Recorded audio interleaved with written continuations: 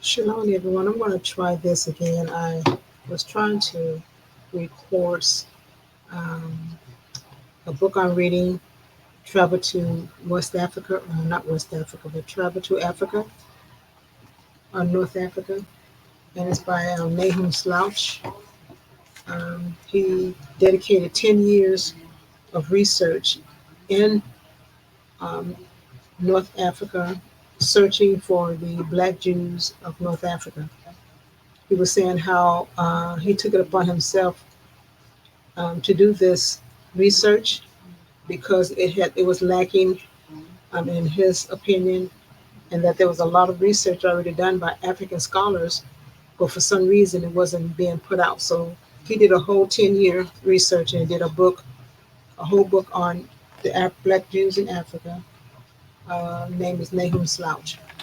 So I'm just going to be reading a couple of paragraphs from probably two chapters. Um, but let me share this map. Now he's particularly talking about on the first chapter, Tripoli. It says, of all the towns of North Africa, Tripoli of Barbary is perhaps the only one which has been able to retain its Eastern coloring and has remained really African, untouched by European civilization. It says, when in 1909 I landed in Tripoli, which was to serve me for the second time as my point of departure for the interior, this great Barbary city was still under the Ottoman domination, which had done very little to improve the place or to change it from a typical Muslim town of Sahara or the Sahara Desert here. So he's talking about the town of Tripoli, and there was Jews, and they had tradition there, Jewish tradition, also relating to the Berberi or the Berber Jews. And the Berber Jews are right. I always get that mixed up. It's like I just seen it. The Berber Jews right here, Berber Jews, and then Berber Jews and Black Jews. These are all African Jews, Black African Jews in North Africa, where he did his 10-year research and documented it. So I'm going to be reading another small piece from,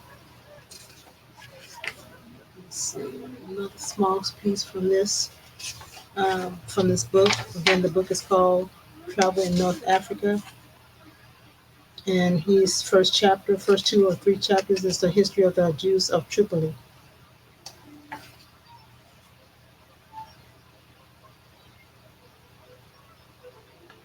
Okay, so I'm gonna go ahead and go to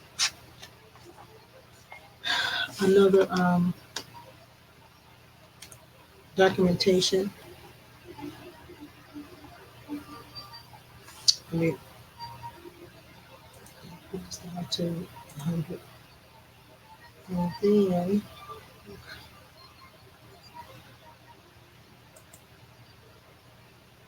let's see.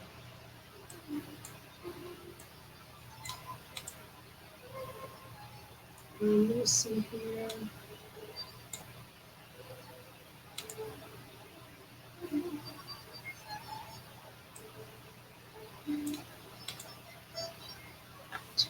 Two, and that's going to be on page um,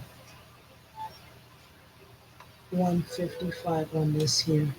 I had it up here for some reason. Every time I go back and forth, 155, 153, 154. Here's right here. Okay, so here we go. It's not gonna be. This is gonna be short. As I read the book and as I go, I just try to share a little of this information. Because you can download this book from um, as a PDF, and it's called Travel in North Africa by Nahum Slouch. It says a, there's a tradition common to all the Jews or Yudeans of Tripoli that they are the direct descendant of. Hold on, let me share this. Sorry. Uh, I hate this. This why this does this to me. I'm gonna read it out of the book. It's like just really.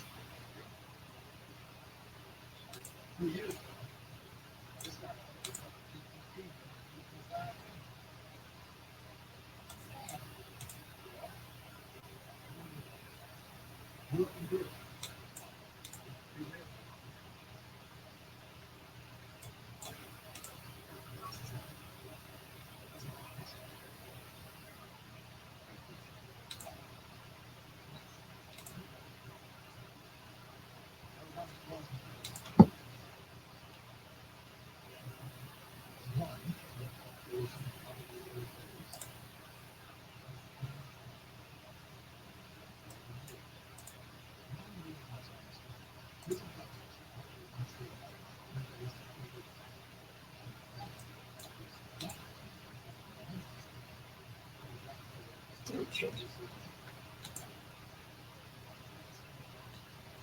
Oh my goodness. I tell you, I've tried this 3 times on this my Chrome Mac, and it's just giving me some issues. But this time I'm not gonna go back and do it again. I'm just gonna go here and just read this from here. This is gonna be short.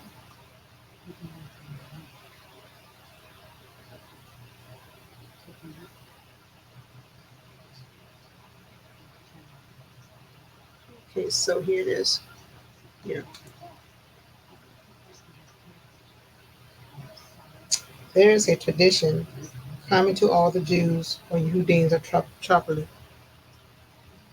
that they are the direct descendant of captive Jews from Palestine, or Palestine was once called Canaan, then they changed it from Canaan to Palestine, from Palestine to Israel.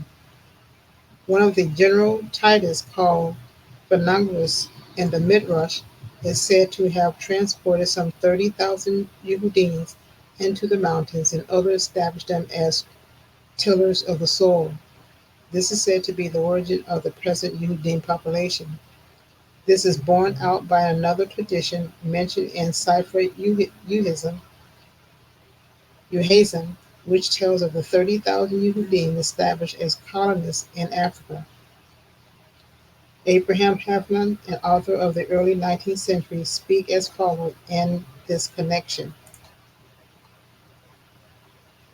Among the people, I found a tradition handed down to them from their ancestors that at the time of the destruction of Jerusalem, one of general of Titus, Phanergus, king of Arab, led a number of captive Yehudim into the mountains 2 days distant from Tripoli, and there handed them over to the Arabs. From these mountains they came to Tripoli. Those who have remained there are still subject to Arab masters, to whom they pay a small fine every year. A master also has this right to sell his Yehudim to someone else. Haven't they been doing that for the longest? It is curious to note that this Phanergus is mentioned in the Or writings or the Midrash Eka as having been killed before Jerusalem. Particularly does this tradition find support in the type of these Yehudim in their folklore and in their ways of living, which come nearest to those of ancient Judea. So they're saying they had tradition, practicing the tradition of the ancient Israelites, and they were living in Tripoli. That's in Sahara, um, around the Sahara Desert, the Libyan Desert, Arab Desert. We shall see later that the Berbers themselves looked upon the Jews as having formed the first nucleus of native population. What strikes the traveler at once in the absence of Kohen, what strikes the traveler at once is the absence of Kohen and Leviism among these Jews. The existence of scholars in the New Nefusa at the time of the school of Koren was confirmed by the late Dr. Sketcher. Even the persecution of the Almohades could not take away from the Jews the important role which he played, as is attested by the inscription published below, and by the evidence of an Arab author of the close of the 12th century who writes, "There is a large city, Jado, which is the capital of Jebel, Nefusa. Markets are held free there frequently, and the large parts of the population is Yehudim." A rabbinic message dating from the Middle Age and a tribute to the Maimonides speaks as follows of the Yehudim inhabiting Jerba and the Libyan Jebel. Although their belief in God is firm, they accept the superstition and the practices of the Muslim Berbers. Thus they turn their eyes away from the impure woman, looking neither on her face, nor her body, nor her dress. They speak to no word to her, and are scrupulous against stepping on the ground which her foot has touched. So they're very strict in the ancient culture, basically what he's saying. And this is the same gentleman, Nahum Slouch, who did the 10-year study in Africa looking for the black Jews of Africa. So he explained that they were practicing ancient culture, ancient Hebrew culture, there during the time of 1900, the early 1900s. Even prior to that, because of course it was prior to that. So, anyways, I think that's all I'm going to do right now. I'm just going to look at the map one more time and the places where he was talking about. Um, the map talks about Tripoli, talked about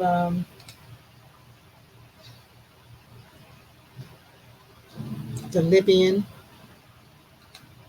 tradition of Judas Garrison, again, the Berber Jews and the Berber and Black Jews. I don't know why this is kind of like um, a more oxymoron.